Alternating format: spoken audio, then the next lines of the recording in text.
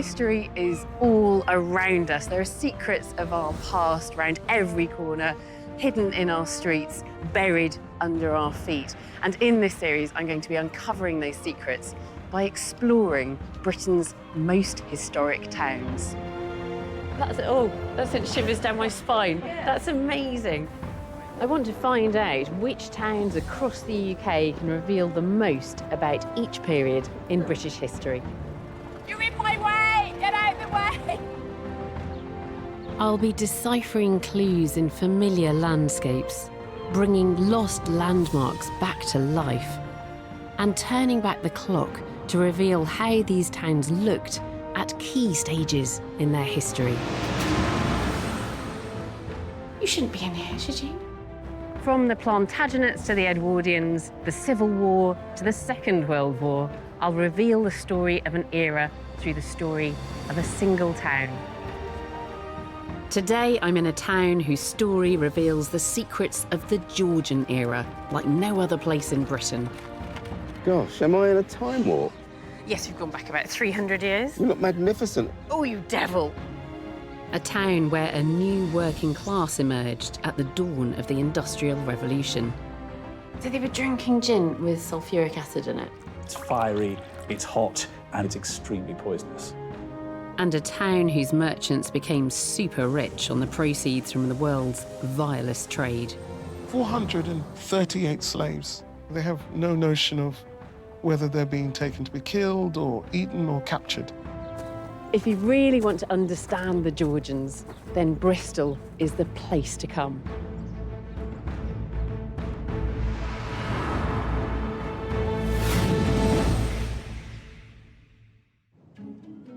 Bristol is my hometown, and the Georgian era is a time when the Bristol I love took shape.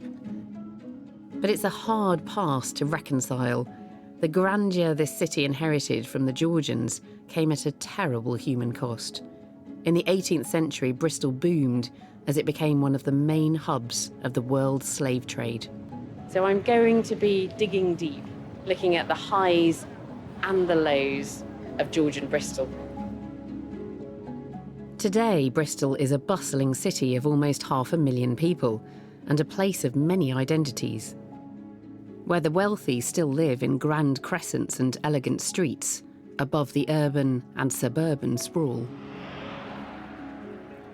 And with almost 100 languages spoken here, it's famous for its rich cultural diversity. But that mix of identities goes right back into Bristol's history. There have been settlements here inland from the Bristol Channel and on the banks of the River Avon for over 2,000 years. Sitting on natural trading routes with connections to Wales, the southwest and the Atlantic beyond, and inland access to London and the Midlands, it's always been a good place to do one thing very, very well. Make loads of money, and with Britain booming in the Georgian era, Bristol took full advantage.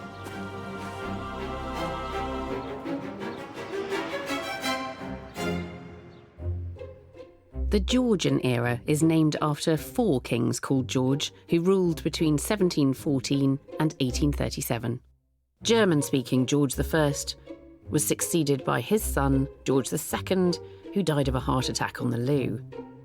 George III sadly descended into madness, and George IV died of an excess of almost everything.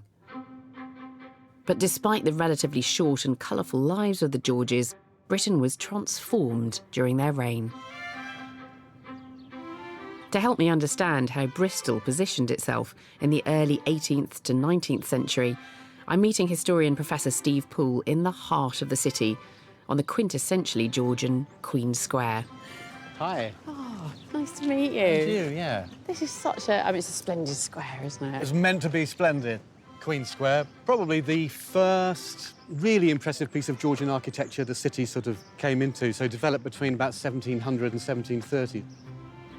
This was built as really nice real estate for the wealthiest merchants in the city to represent their power, authority and economic success.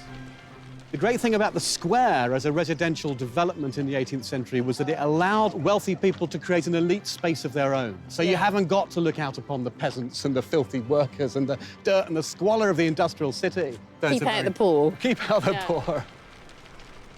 It must be a huge amount of money pouring into Bristol during this Loads century. of money, just loads, yeah. But don't imagine for a minute that everyone in Bristol was wealthy. You know, this was a city which, from the beginning of the century, a population of around about 20,000 people. By the end of the century, there's about 63,000 people living here. It's growing really, really fast. Yeah. And most of them could never live in a place like this. So don't get kind of bamboozled by elegance, you know, because the poor, who made up the majority and did all the bloody work here, were living in cramped, dreadful conditions. So beautiful Georgian buildings here, slums down there. Not necessarily all slums, but much less grand buildings. So where did all this wealth come from? It came from trade, big time with the world. Yeah. This is a really important port in 18th century England. Maritime trade brought in loads and loads of money to this city. But, you know, you have to also remember that warfare plays a rather large part in all this. 50% of the period is spent at war with somebody. This is an aggressive nation, make no mistake about that, carving out an empire for itself, which basically means more trade supremacy, more trade routes. At the end of the 7 Years' War in the 1760s, Britain is emerged as one of the, perhaps the most powerful player on the planet. Yeah. You know, it would be reasonable to call it a superpower. So this is the foundations of empire? These are absolutely the foundations of empire. You won't understand empire unless you understand what happened in the 18th century, and in particularly in cities like this one.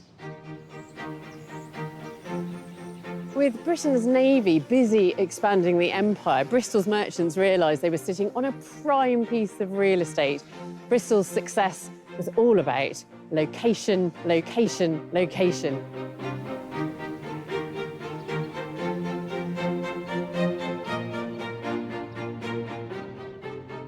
Aerial archaeologist Ben Robinson has got a bird's eye view.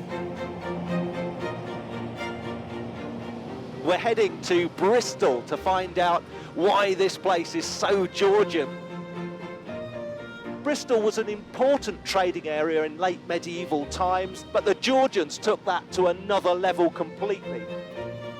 We've got Queen Square below us. Queen Square is built right on the waterfront, so those newly rich merchants can keep an eye on what's going on the waterfront, can keep an eye on their merchandise and ships.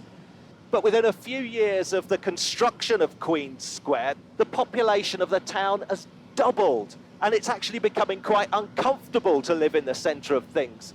So the rich move out to new suburbs, Hotwells, and then up to Clifton. It's on the heights away from the city. This is literally social climbing. They've moved up from the harbour, onto Clifton, onto the hill, and now they're surveying their empire, they're surveying their world. And the world they created up in Clifton perfectly reflects the aspirations of new empire builders coming to prominence in towns all over Britain.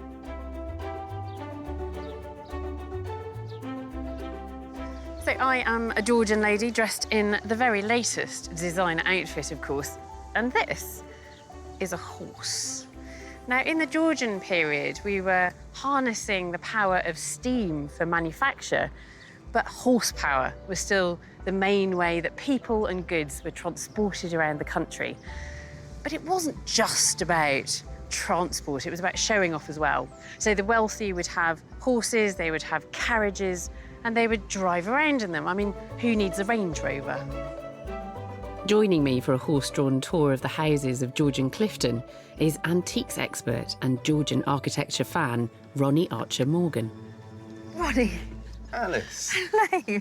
Gosh, am I in a time warp? Yes, we've gone back about 300 years. You look magnificent. Oh, you devil. You do, you look magnificent.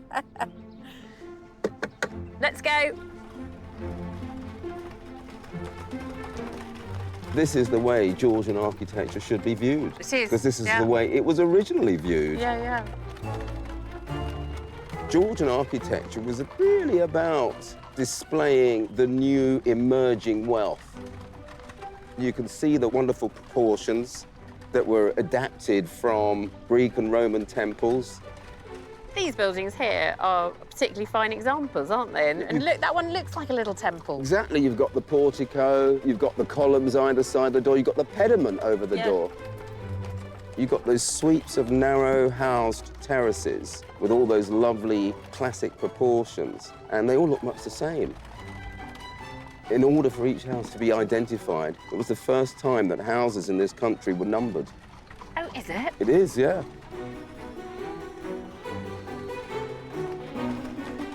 The visual harmony gives a feeling of internal harmony. Yeah. When you walk those streets or drive those streets as we are, in a carriage like this, how can you not feel wonderful?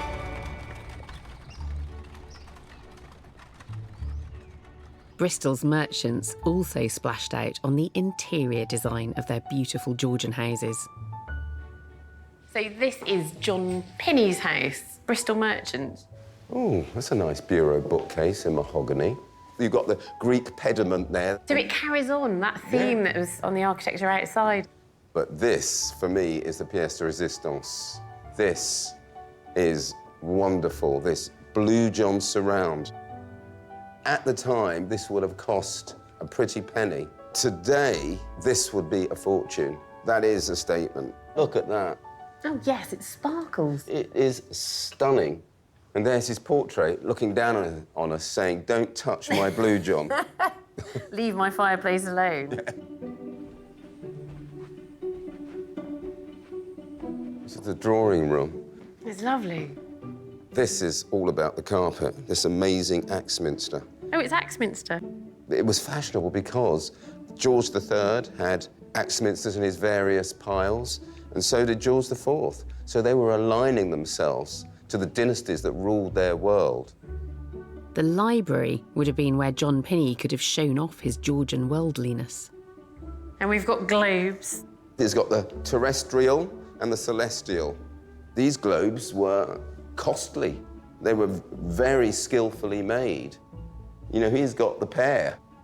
And he's a merchant, you know, he's making his money through global trade. This is globalization. You've got to understand the world. The world has opened up. His guests can see that he knows where it's all going on. And to cap it all, he's got the Piraneses, Giovanni Battista Piranesi, master engraver and etcher. These are beautiful. These are like postcards of the Grand Tour, aren't they? Exactly that. And this takes us back to that desire to emulate those classical empires. Exactly.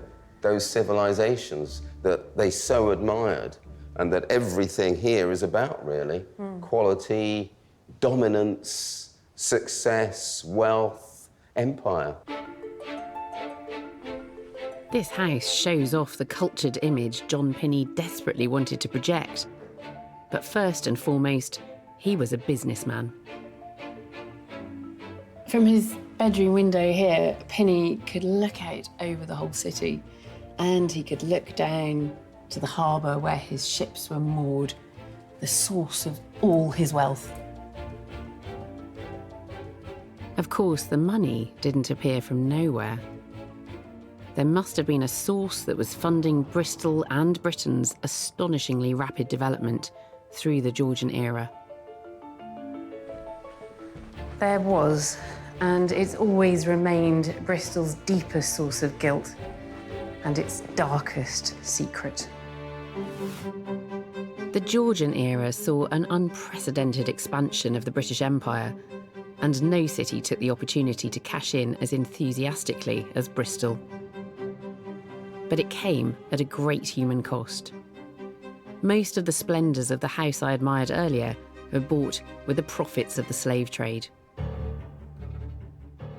Along with many of the most prominent Bristol merchants, the owner, John Pinney, earned his fortune from slavery. Pinney even commissioned this grand painting of the source of his wealth to hang on his drawing room wall. Pinney was a real entrepreneur. He grasped the opportunity that fell into his lap when he inherited a sugar plantation in the Caribbean on the island of Nevis. He owned over 200 slaves, and between them they produced 30,000 kilograms of sugar a year for him. The British began officially slave trading in 1660, when a company governed by the Duke of York was granted a royal charter to exclusively trade on the west coast of Africa. By the time the Duke of York had become King James II, his Royal African Company's monopoly was shipping an average of 5,000 people into slavery each year. Bristol's merchants desperately wanted to get a piece of the action, and after years of lobbying, in 1698, they got their wish.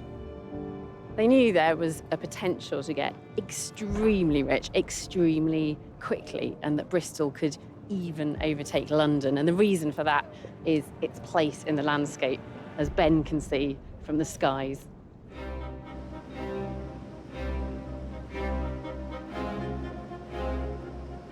I'm just flying over the Kennet and Avon Canal here, and this is where the River Avon ceases to become easily navigable for boats. So they've dug this great stretch of canal heading straight onto London. And this was the key to Bristol's success. Not only was it a seaport, but also an inland port. So we're following the Avon from Bristol out towards the sea. It's about 8 miles or so. So Bristol's wonderfully sheltered. It's not right on the coast. But this river enables it to get to the estuary and then into the wider oceans. And really the world opens up to you then. So Bristol's ideally situated to pick up on these expanding trade routes, and crucially, the trade routes to Africa. The River Avon and the Bristol Channel gave the city's merchants a natural advantage when it came to Atlantic trade. But the success of the slave trade for Bristol, and in fact any other British port, relied on an entirely different force of nature. And that was the power and direction of the wind. Wind that made this appalling trade in desperate people economically viable. Hello, John. It's a bit of a miserable morning, isn't it? Lovely, isn't it? Boat builder and sailor John Raymond Barker has followed this transatlantic trade route, and he's felt the full force of what were known as the trade winds. Hot, hot, hot. Yeah, go, go, go. This whole route, this triangular route down to Africa, across to the Caribbean and back to Europe again, that relies on these trade winds. Yeah, you've got a great big circle going on in the Atlantic. Yeah. So coming down the coast, from Britain down through past Spain, North Africa, towards the equator, and the current will then shoot you across to the Caribbean. And you've done this transatlantic crossing? It's literally every single day and every night, just constant wind, around about 4 to 6 knots. The consistency of this wind was a huge advantage for the slave traders, but had tragic consequences for their captives. The second leg of that journey, of that trade route, was picking up human cargo from the west coast of Africa, taking that cargo to the Caribbean, where those people were destined to become slaves. So the reliability of those trade winds were crucial to the slave traders. Yeah, I mean, that's it. If you've got a ship full of humans, they're going to use so much water up and so much food. And you can say, with those trade winds that will blow 8 days out of 9, for that time when you have the human cargo, you can say that you're going to be across in so many days. Yeah, so the trade winds really facilitated that transport of slaves. Yeah, unfortunately. It was easy. That's it.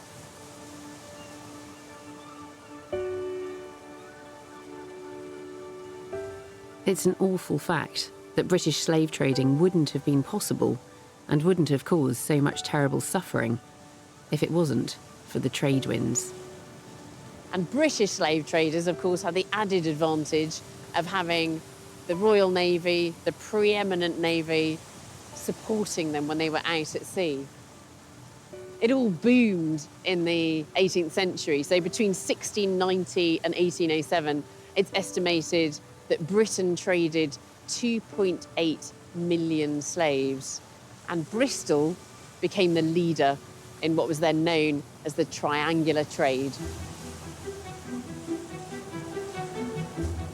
On the first leg of this triangular trade route, ships laden with goods would set sail from Bristol, heading for the west coast of Africa. Once there, they would exchange their cargo for the unfortunate people now destined for a life of slavery on plantations in the Caribbean. It was on this notorious Middle Passage where the full horror of this trade played out. At sea for 8 weeks, ships would be crammed with people, manacled and lying in stacks of up to 5 bodies high on the lower decks.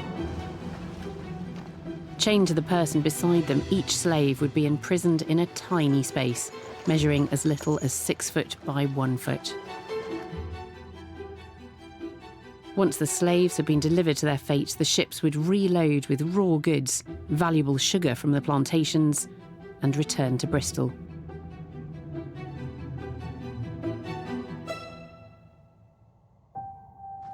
In the 1730s, Bristol was Britain's busiest slaving port.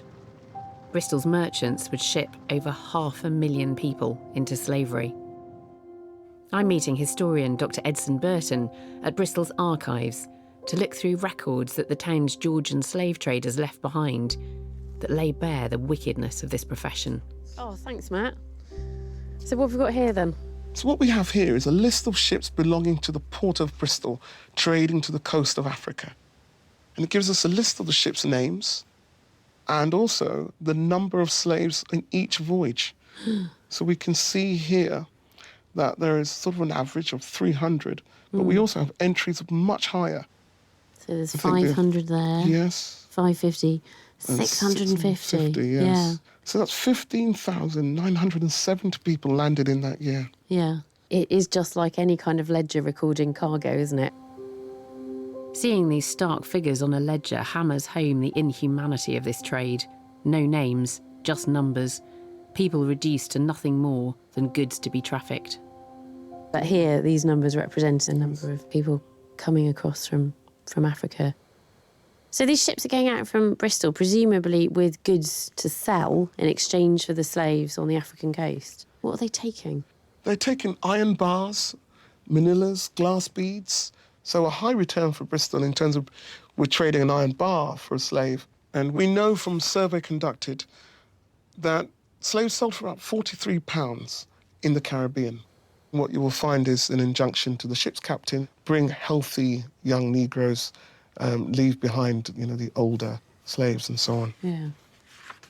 What we have here is an account of the journey of the Black Prince ship, and it leaves Bristol on Thursday, the 6th of May, 1762. Yeah. But they really begin to accelerate the buying of slaves when they arrive at the port of Anamaboa. We can see here is the mentions of slave boys, women, children. So it's 438 slaves which are on board the ship when it departs for Antigua. And very quickly they're starting to lose them. It says dead 1 woman. Of the flux? Of the flux, yeah, so Yes. diarrhea, yeah. Dead 1 man. 1 man. Dead 1 man. Gosh. And we have 1 girl dead. Mm. And they were normally thrown overboard when they passed. That's horrendous. The 4th of March, the slaves intended to make the other... Another attempt. The other attempt got up 10 of the ringleaders and put them in chains and whipped them. So they're trying to rebel. They're trying to get off. Oh, yes. Yeah. Yes, I mean, it's quite common on slave voyages that slaves would try and rebel.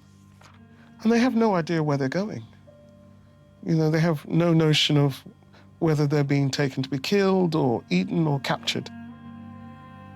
1 sick slave endeavored to jump overboard. Right. Yes. So a suicide attempt as well. So they sight land on the 7th. So it's taken them just over 2 months to sail from Africa. Look, there's another one dead. Number 36. Gosh.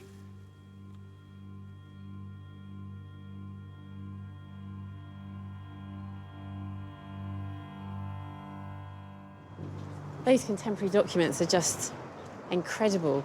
You get a real idea of how much the whole city was invested in this trade. It's not just about the ship's captains and the sailors. There's all of the artisans here, ordinary people in Bristol, making things that get loaded onto those vessels to be exchanged in Africa for the slaves. And then the numbers of people. These are people being packed onto those ships, torn away from their families in Africa, loaded onto those ships. 438 people in one ship, setting sail for Antigua. And by the time they get there, 1 in 10 are dead. It's shocking, and it's particularly shocking seeing it written down, seeing the numbers, the hard evidence of this trade.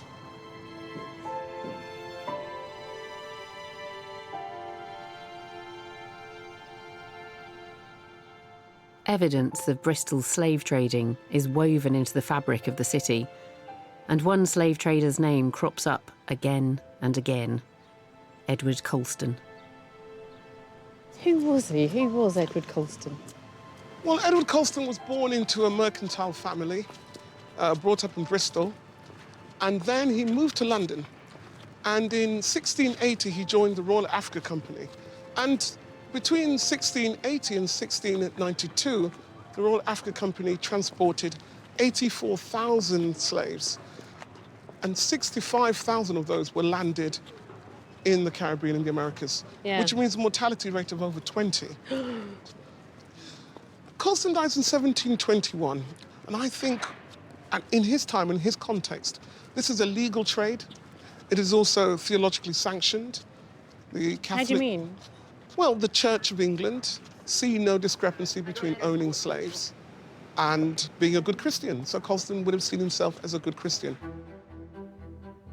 Colston did Christian deeds. He was Bristol's greatest benefactor, charitably donating what today would be millions of pounds to the city. 300 years later, he's still memorialised as one of Bristol's most virtuous sons. It creates such a tension, doesn't it? That you've got this man who was, during his lifetime, a philanthropist, pouring a lot of money into what was seen as good causes in Bristol. But he was making that money through slaving, through the slave trade. And I do find it quite extraordinary that his name is quite so prominent in Bristol still today. Despite the horrific human cost of trading in slaves, Bristol's Georgian merchants were content to ignore the suffering as the profits rolled in.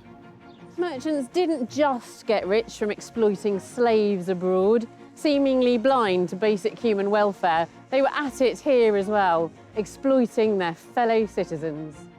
I'm about to find out how tough life could be for the urban working class. I'm exploring Georgian Britain through the story of my hometown, Bristol. I've experienced the decadence of the new super rich and seen how their extravagant lifestyles were funded by the proceeds of the 18th century slave trade. And with global markets now opening up, luxurious commodities were becoming readily available for the first time. One product in particular would fast become a new British favourite, and also a great business opportunity: drinking chocolate. Mark, I'm here to be your assistant in the chocolate kitchen. Lovely. Food historian Mark Meltonville is going to show me how the cocoa beans arriving in bulk were ground up to make drinking chocolate in the early Georgian era. Presumably the demand was increasing then for chocolate. Yes, you've got chocolate houses dotted around the cities like this, and they are seen as the place to go. There's where you want to be seen to be drinking these exotic drinks. And chocolate remains the most alluring, the most difficult to get. How were people doing it? Entirely by hand? Well, yeah, the process is all by hand. I happen to have borrowed a cocoa pod. You wouldn't see that in England. That grows somewhere lovely. 12 degrees either side of the equator. There's about 100 cocoa beans in there. If you roast those seeds slowly, like coffee, suddenly you get the aroma of chocolate. That's what it looks like when it comes out of like a coffee roaster. It's the same sort of thing. Oh. So this still looks a little bit coarse for drinking. Well, what you have to do is you have to grind it, because that's all the flavour, but we've now got to stand here doing this for, I don't know, 4, 5, 6, 7, 8 hours. So we're going? Yeah, it's heavy. It's not very exciting, is it? That looks fairly fine to me, so I'd like to try and make that into drinking chocolate. OK. The simplest ones were made with hot water. Yeah. And so if we just put some of your, as you say, very well-ground chocolate. Yeah, you can see that it's not really dissolving. It looks like hot chocolate. It probably smells like hot chocolate. It definitely smells like hot chocolate.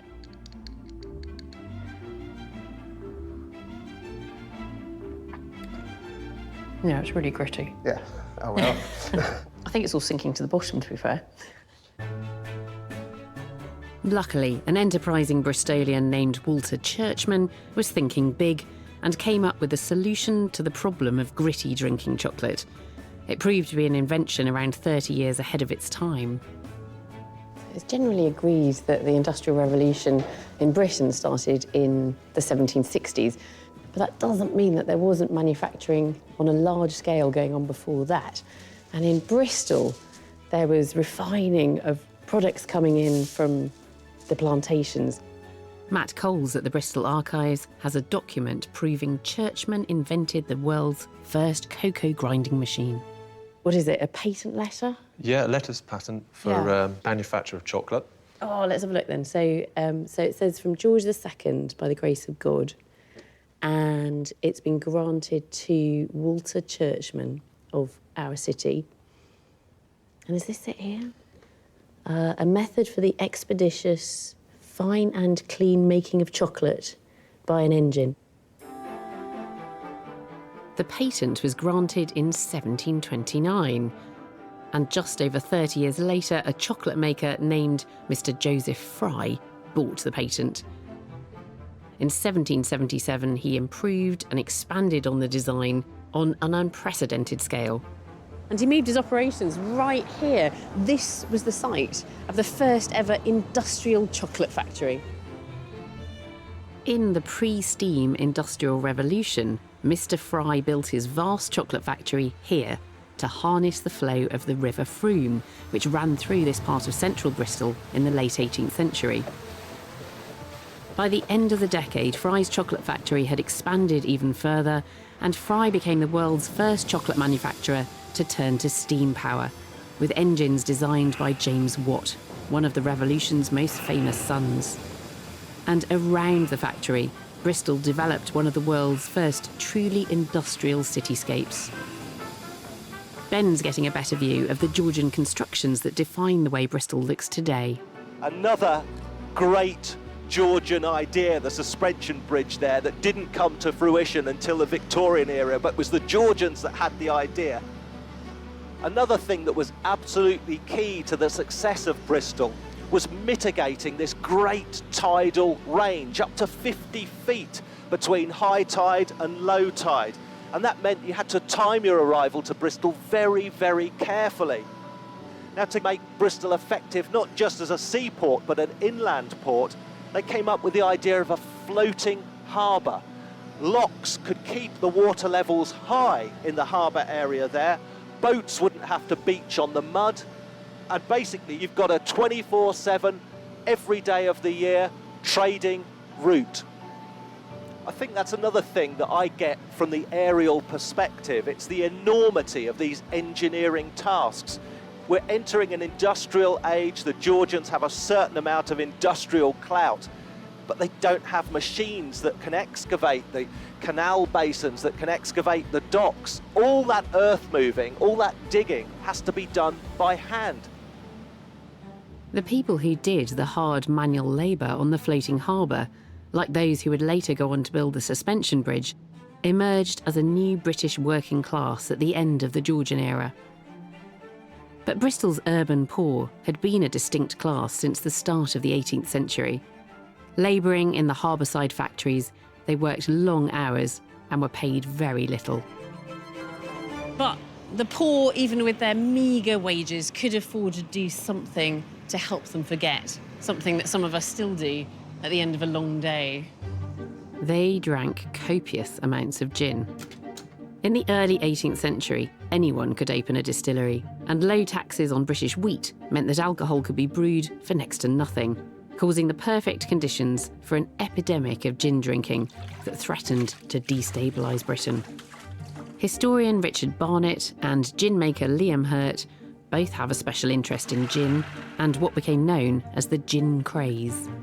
This was an episode really of great social anxiety. In the 1720s, 1730s, Bristol has some of the worst effects of the gin craze. Gin is being seen as an addictive drug. Absolutely. So many of our modern arguments about addiction, I think, go back to the gin craze. In many ways, it's a great social and political experiment. What happens if you deregulate pleasure? Thanks to the gin craze, almost anybody in Britain between about 1720 and 1750 can get drunk really for a few pennies. I noticed Hogarth's Gin Lane up here. We've got the great Hogarthian scene of kind of social breakdown, but also physical breakdown as well. Yeah. You can see the houses almost look drunk. The whole city is falling to pieces.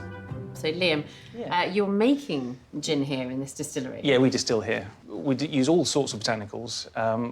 Any gin, the primary botanical is juniper berries. 18th century gin, was it much different? Juniper's the predominant flavour, although for cost-cutting reasons, they'd often substitute something like turpentine instead of using juniper berries. This is partly with the idea of making it go further as well. If you can make the drink taste stronger and fiery, you can dilute the alcohol. Was it terps in it? Well, terps wasn't the worst thing. We do have one recipe from Southwark in about 1740 that suggests you put oil of vitriol in it, and oil of vitriol is the 18th century name for sulfuric acid. So they were drinking gin with sulfuric acid in it? It's fiery, it's hot, and presumably it's extremely poisonous. What is that? Is that something that you produced earlier, Liam? Yes, That makes me slightly there's worried. no turpentine or sulfuric acid in this one, but it is based on the recipes from back then. Would you like some? I would love to try some. I mean, it's not the colour I was expecting. There you go. It smells strong. Are you sure you haven't put any sulfuric acid? No sulfuric acid.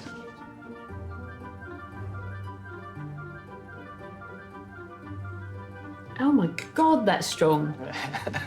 It's not that pleasant. It's really not, and I think this is something really important at the heart of the gin craze.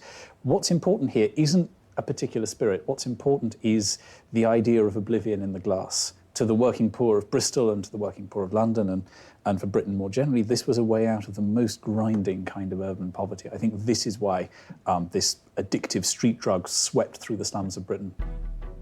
After many unsuccessful attempts, the government finally passed a bill abolishing mass gin making in 1751.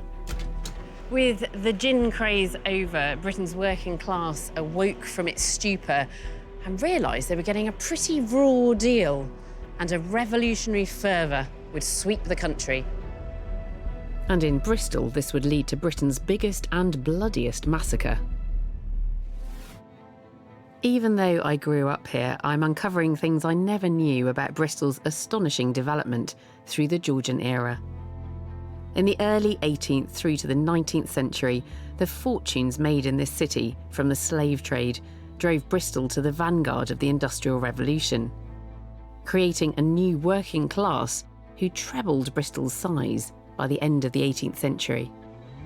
But there was a growing sense of injustice as the urban poor woke up to the gross divisions in Georgian society. You had the almost destitute factory workers toiling away down here, struggling with the rising cost of living, increasing food prices, while the elite rich were swanning about up in Clifton. Things were about to come to a head. I'm meeting a local historian with a special interest in the development of Bristol's Georgian working class, Steve Mills. So in the 18th century then you've got almost a rising class consciousness? Absolutely. Don't forget it was the French Revolution. People were aware of what was going on over there and why there was a revolution. I mean, that started off as a bit of a glorified food riot, but it became very political very quickly. Yeah. And people over here, you know, it's very much a face-to-face society. The very, very poor would live cheek to jowl with the very, very rich. They would see them going about their lives in their opulent carriages and such likes, and they would feel aggrieved, you know, and they would realise that they were working hard to raise money for these people to live like this. In 1831, tensions boiled over. On the 29th of October, a large crowd of protesters gathered here in Queen's Square, seeking political reform. Basically, only 10% of the population had the vote. Yeah. So yes, they were very unhappy. And so began Britain's bloodiest riot. I mean, this is Queen Square. This is such a symbol of Bristol's wealth for the Bristol merchants. And this is where the riot happened. This is where the main part of the riot happens, yes. And in my opinion, there was 3 stages to the riot. It was very vociferous, noisy, but not particularly violent. A few windows broken. Yeah. And then when the snatch squads come out, people started burning stuff, basically. There were painters at the time, and they painted all these fires all over the city. The crowd were picking out places. It wasn't some random outpouring of herb. This was like, you know, distinct, targeted rioting. The corporation merchants must have thought this was it. They must have thought this is the beginning of a revolution in England. Absolutely. How did this riot come to an end? Eventually, a Major Mackworth turned up, and this was Monday morning at 5 o'clock.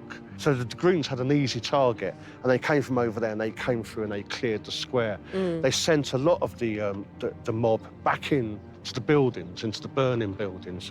Others were sabred and cut down. There was at least 12 died in the customs house. 12 at least killed around the bottom of the statue here. Yeah. There was lots more killed in the city streets. They said from Thursday to Sunday there were people still walking around Queen Square with baskets picking up body bits. We will never know the true figures because the amount of people who died in the buildings and were burned, basically to cinders.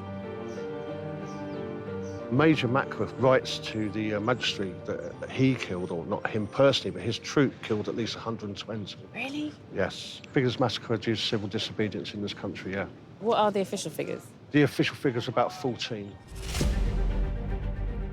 The Bristol riots reflected a fight for equality that swept through late Georgian Britain. This spirit also drove a growing recognition of the utter immorality of slavery, the trade that helped make Bristol's fortunes at the beginning of the era. But the full emancipation of all British-owned slaves didn't happen until 1838, and only after the government had agreed to compensate British slave owners to the tune of £20 million. In today's money, that's over £1.2 billion. In 1838, the government had to borrow the money to pay off that vast sum. The interest wasn't paid off by the UK taxpayer until 2015. I'm not sure we've really got over the slave trade in Britain and in Bristol. It's one of those subjects that, you know, we talk about, but then we close it off. You know, it happened in the past. But when you open it back up again, I think there's a lot of anger and guilt there. Well, Bristol Old Vic is making it their mission not to forget. Built in 1766, the Theatre Royal, now known as the Old Vic, was one of the first theatres in the country to produce plays that directly addressed the iniquity of slavery, and they're continuing the tradition today. Ask people about the British slave trade today. They say, yeah, it was wrong, boo-hoo, move along. But remember, it was a different time. They didn't know it was a crime. I'm meeting writer and actor Giles Turara and artistic director Tom Morris. Their new play is about an infamous insurance claim made by the owners of a Georgian slave ship called Zong in 1781 after the crew threw the whole cargo of captives overboard. They are seemingly low on water and therefore they take a decision to commit this act. It's a mass murder, basically.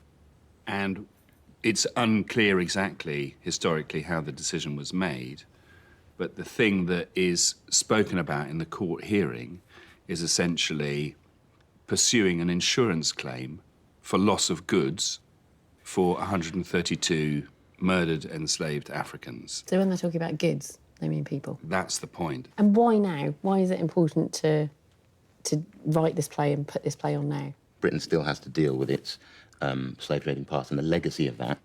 Not only the fact that so many of our cities were sort of built on the back of slavery, but also the sort of psychological, the spiritual trauma that comes off the back of it. Bristol, like many cities in Britain, has completely failed to look with any kind of bravery at its historical engagement in the transatlantic slave trade. There's a kind of suppression of that part of our history, which means that we can't learn anything from it. The story looks at what happens when individuals do not address social injustice, when you don't act in the face of something you know is wrong. That will always speak to whatever period I think you're in. There are always social injustices going on. So I think that's the relevance for me to tell the story now. This retelling of the story aboard the slave ship Zong is just another way that modern, multicultural Bristol is trying to embrace the challenges that come with such a problematic past. Bristol is my home city, and exploring this history has been far more emotional than I would ever have imagined. In the Georgian era, this place became Britain's second city. Exploiting global trade routes, it grew rich from slavery and became home to icons of the industrial age. The Georgian era was the time when Bristol helped create the Britain we know today. But we cannot forget that this was also a time of great injustice and inequality. And there was activism that led to social changes which would ripple out across Britain and eventually the world. I know I'm biased, but for me, Bristol is Britain's most Georgian town.